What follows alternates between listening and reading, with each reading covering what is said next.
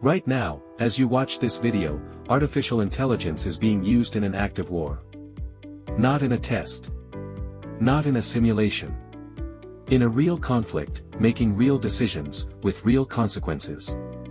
And the company whose AI is being used, fought the US government in court to try to stop it. To understand what's happening, we need to go back just a few weeks.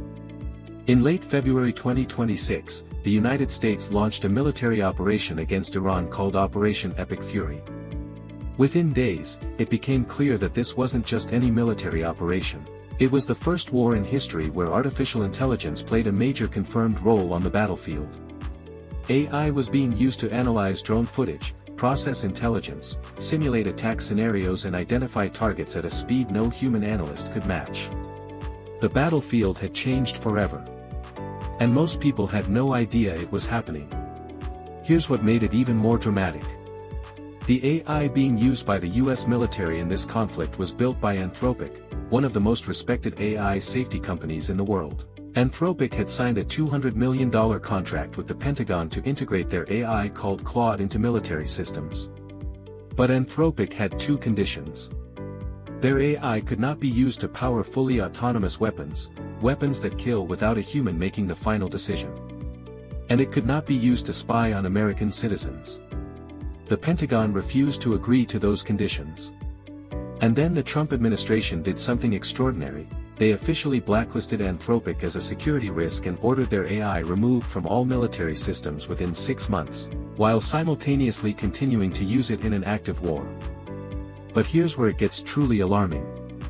While Anthropic was being pushed out, the Pentagon was already moving on. AI-powered drones are now being tested that can identify and fire on targets completely autonomously, without any human in the loop. The Pentagon requested $13.4 billion for autonomous weapons systems in its 2026 budget alone.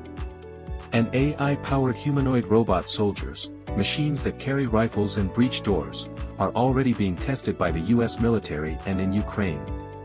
Meanwhile, safety experts are sounding the alarm. The military has closed its civilian harm mitigation centers. It has cut oversight staff in half. And Defense Secretary Pete Hegseth has publicly dismissed safety guardrails as, and these are his words, risk-averse bureaucracy. The weapons are getting smarter. The oversight is getting weaker.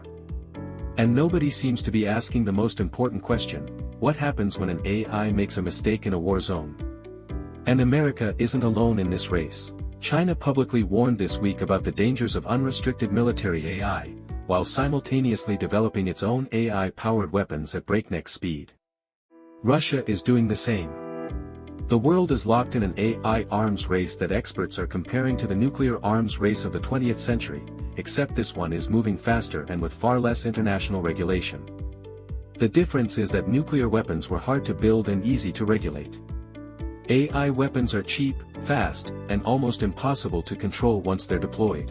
One AI researcher described it simply: we are building weapons that can think. And we haven't decided yet who's responsible when they think wrong. AI has officially entered the battlefield, and the rules of war will never be the same. If you want to stay ahead of exactly how AI is reshaping the world around you, subscribe to the AI Effect. New video every week in plain English, no tech degree required. See you next time.